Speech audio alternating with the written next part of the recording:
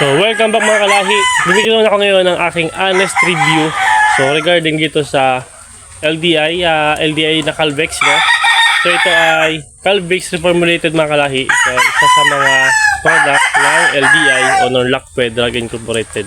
So, mag-share lang ako ng konting tips, guides, and honest review tungkol sa product na to, itong Calvex mga kalahi. So, doon sa past months na ginamit ko ito mga kalahi. So mga kalahi, ito ay multivitamins and minerals. Ito ay concentrated siya with vitamin A, vitamin D3, and vitamin E. So mga kalahi, napakaganda nito lalo sa ating mga inahin during breeding. Lalo sa mga pulet, doon sa mga umiitlog na malambot yung shell, yung tatawag na luno. So napakaganda nito mga kalahi kasi ito nakakatulong para mapaganda yung shell ng itlog ng ating mga alaga ng mga kalahi. At the same time mga kalahi, so pwede itong gawin sa mga stags during hardening. So kapag nag-harvest kayo, naglagay kayo ng yung short cord.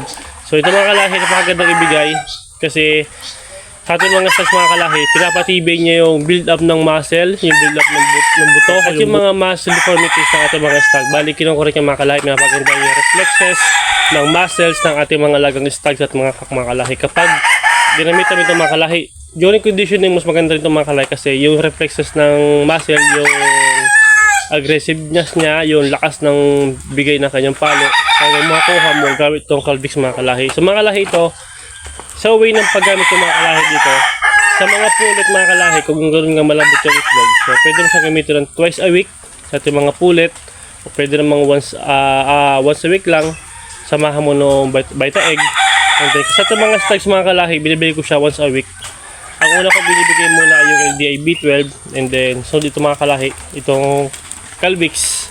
Tapos sa mga cock, ganoon din. So once a week din, pwede twice a week mga kalahi. Basta meron kang 3 days na bagitan. Kung sabi ko nga, kung nabigay ka ng Monday, ang next na bigay is Thursday na kasi 3 days yung effect ng mga gamot mga kalahi. Napakaganda kasi mga kalahi. Kahit na once a week mo siyang gamitin, napakaganda ng epekto sa ating mga lagang manok mga kalahi.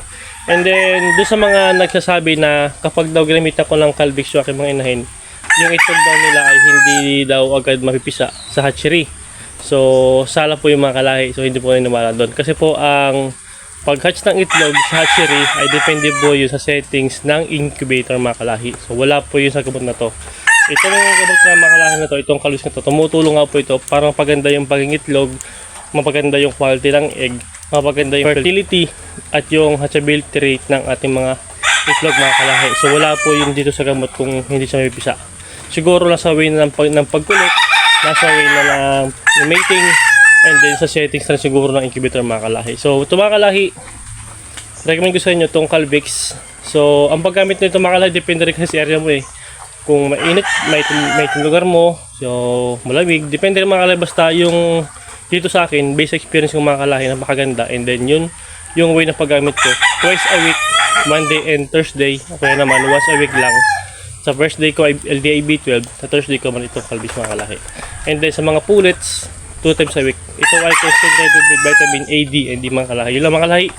So sa amin ako konting tips, guides, and konting ideas tungkol sa aking ads reviews dito sa gamot ito ng Calvex. Yun lang mga kalahi. Thank you for watching.